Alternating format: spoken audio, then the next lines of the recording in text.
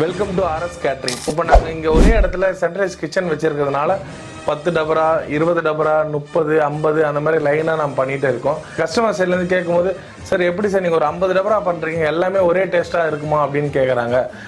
அப்படி கேட்டிங்கன்னா கண்டிப்பாக இருக்கும். ஏன்னு பார்த்தீங்கன்னா நம்ம எல்லா இன்க்ரீடியன்ஸும் வந்து மெஷர்மெண்ட்டோடு நம்ம போடுறோம். ஓகேங்களா? இப்போ ஒரு வெங்காயமாக இருக்கட்டும், தக்காளியாக இருக்கட்டும், எதுவாக இருந்தாலும் கரெக்டாக மெஷர்மெண்ட் போட்டு நம்ம கிளியராக பண்ணுறதுனால, ப்ளஸ் வந்து ஒரே டீமாக நம்ம இங்கே வச்சு பண்ணுறதுனால எந்த டபராலையும் ஒரு சின்னதாக கூட உங்களுக்கு டேஸ்ட் வைஸ் காம்ப்ரமைஸ் பண்ண முடியாது.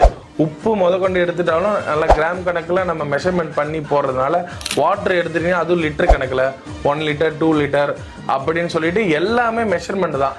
ஒரு சின்ன பொருளாக இருந்தால் கூட 1 கிராம் 2 கிராம்னா கூட மெஷர்மெண்ட்டோட நம்ம கிளியராக பண்ணுறதுனால இந்த சென்ட்ரைஸ் கிச்சனில் இருக்கிறதுனால 50 டபரா டேஸ்ட் பண்ணிங்கன்னா 50 டபரா ஈவனாக ஒரே டேஸ்ட்டாக தான் இருக்கும். லைக் ஒரு எக்ஸாம்பிள் பார்த்தீங்கன்னா வந்து இப்போ எங்களுக்கு ஒரு டைமில் 4 இடத்துல ஆர்டர் வருதுங்களா. ஒரு இடம் வந்து நம்ம ஈசிஆர் மகாபலிபுரம் சைடு, திருவள்ளூர், நம்ம திருவெற்றியூர், எண்ணூர், ப்ளஸ் தேனாம்பேட்டை, கீழ்ப்பாக்கம், இந்த மாதிரி சிட்டியில் எந்த ஒரு 4 இடத்துல ஃபங்க்ஷன் இருந்தால் கூட நீங்கள் 4 இடத்துல நம்ம பிரியாணி போய் டேஸ்ட் பண்ணி பார்த்தீங்கன்னா 4 இடத்துல உங்களுக்கு ஈக்குவலான டேஸ்ட் தான் இருக்கும்.